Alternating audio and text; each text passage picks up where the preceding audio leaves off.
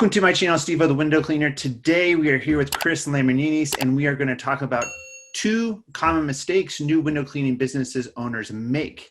So Chris, if nobody knows you somehow in this window cleaning industry or the viewers that are watching my channel, tell them a little bit about yourself. Hey, my name is Chris Lambrinides. I've been in the window cleaning industry for about 20 years now, maybe 22. I had a window cleaning business for a while that I sold. Started windowcleaningresource.com or windowcleaner.com that some people may be familiar with, and just a couple other little projects within the window cleaning industry occupy most of my time. Yeah. Alrighty, so like what would be like the first common mistake that you would say most new window cleaning business owners make? Probably the fact that nobody cares about window cleaning as much as they do. People open up a new business and think they can just, get the truck and get out there a little bit, and work is just going to roll in from referrals, and people are just going to be calling them. And it just doesn't work like that. It really doesn't work like that. You have to actually be out there hustling and making potential customers care about window cleaning, or just even inspiring them to get their windows cleaned for so many different reasons. Like, the vast majority of people never, ever think about window cleaning.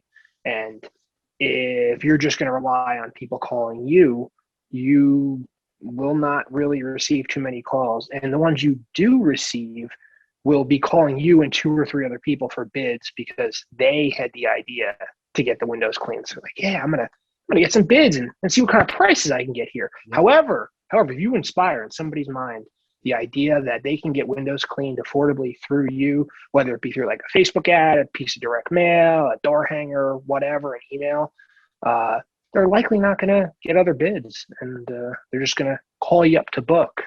Right. How did, when you first began your business, what manner did you use to kind of get people excited about your service? Way back in the day, before the interwebs and Facebook advertising and all that stuff, it started off with basically like flyers, printed on my home computer that we would pass out in high-end neighborhoods where they had lots and lots and lots of windows, and it looked like they had disposable income. Right. So we did that, and that eventually sort of morphed into direct mail, a lot of it. And we were just out there trying to inspire people to get their windows cleaned that really never thought about it before. If I was still in the window cleaning business today, I would probably be doing the exact same thing I was doing with direct mail, but with like Facebook ads instead.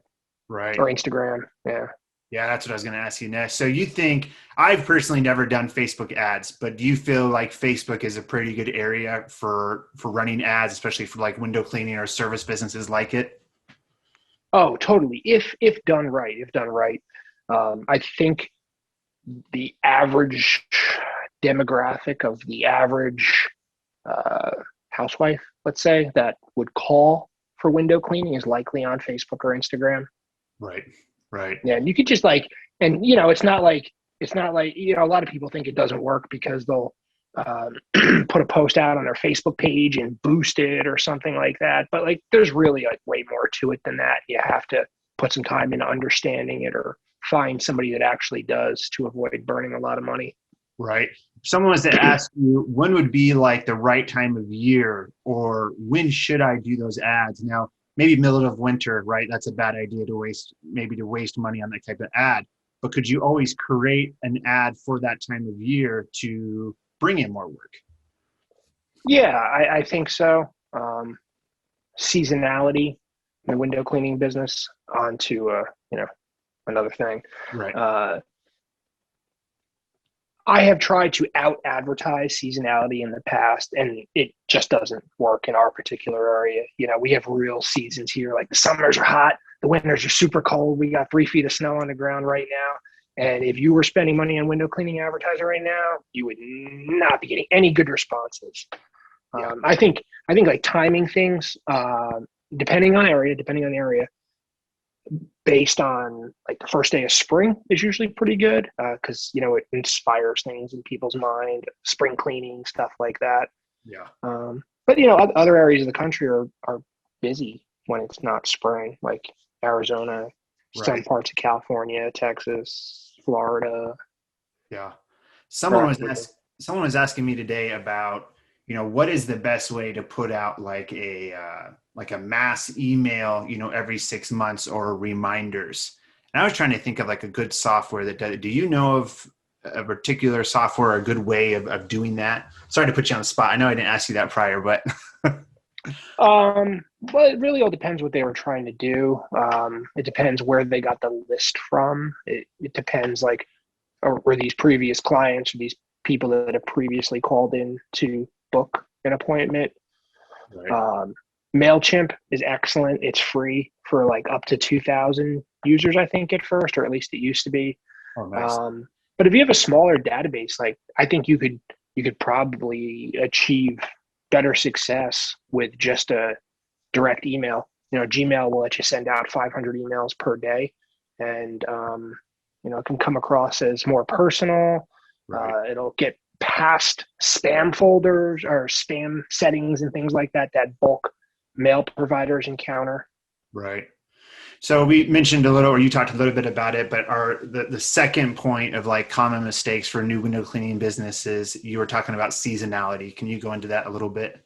Yeah, yeah. I think I think I think when people start their window cleaning business, it seems like nobody starts in the middle of winter, right? They start in spring, right?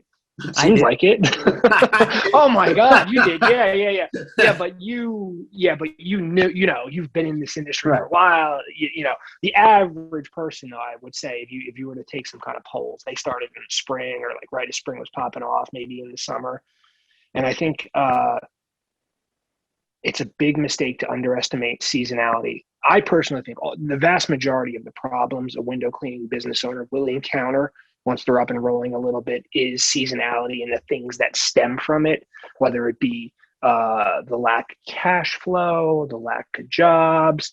Let's say you're a company that's busy in the fall and the spring, but you're slower in the summer and dead in the winter. That looks like that 4 times a year, Right. and it's tough from a cash flow perspective. It's tough from an onboarding, maintaining, and keeping employees perspective.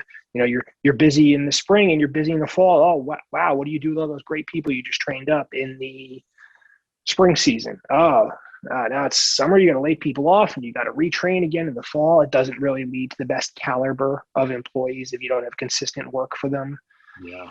Um, and just a lot of people get into the business in spring and they get the spring rich mentality, and they're like, oh wow, I'm really busy, it's just going to be like this all the time, I'm always going to have work and it's going to be constant, and July is hit and Yeah. they slow down substantially, and so don't overspend when you start. Really understand the ebbs and the flows of how cash is going to come in and out of your business as best as possible. Right.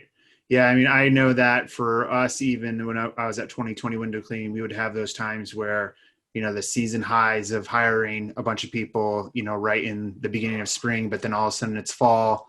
We're a window cleaning only business and things just drop off. There's enough storefront root work for, 2 guys full time, but looking at everybody else, it's like, and that was something I never really liked about it, was that kind of a horrible feeling of, shoot, like this guy's worked for us all summer. He's really good, but there's not that enough work to do, during that time. And I always felt super, super bad about that. I think that was a mistake that we did make at 2020, unfortunately, and kind of repeated itself numerous times, because I felt like once we got into it, it was super hard to get out of it. And I don't think we ever really did.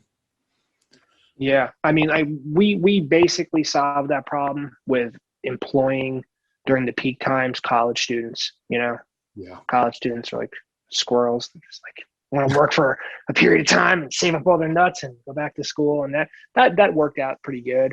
And it's like it's not even really something you can just solve with adding storefront work, because what happens to that storefront work in the spring and summer? Like, then you're not going to want to do it. Like, it requires one dedicated time slots, and Yep.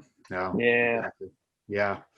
Well, A window cleaning business can be very tough. It can be brutal. There's a lot of, there can be a lot of problems, but it can also be extremely rewarding. You get a lot. You can have some free time on your hands depending on how you structure it. You can make a pretty great amount of money in a short period of time with it. And there's a lot of positives to it. So don't get hung up on the problems. Yeah. And to emphasize that, I just felt like this is a really good topic to talk to you about because you have so much experience in the industry.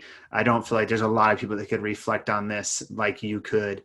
And like, I never even thought of, the two topics that you were thinking about. I was thinking about, companies coming in and, low bidding to begin to get work and stuff like that. Sometimes that mistake can be made. That's what I hear from a lot of guys is going in and just like, oh, I'll do like a home, like at $2 a pane and just get in the neighborhood to do that. And it's like, you probably want to set some, systems as far as what your pricing is going to be and try to really keep to that rather than, lower yourself and do things for cheap amounts. Yeah, totally. Yeah. So, well, awesome, man. Well, thank you for coming on. I really, really appreciate it. And thank you for sharing your knowledge with us. And thanks again. Yeah, anytime. Good luck with the new endeavor that you started in winter. Yes. All righty, guys. Comment below with any questions you have, and we'll see you soon. Peace. Bye.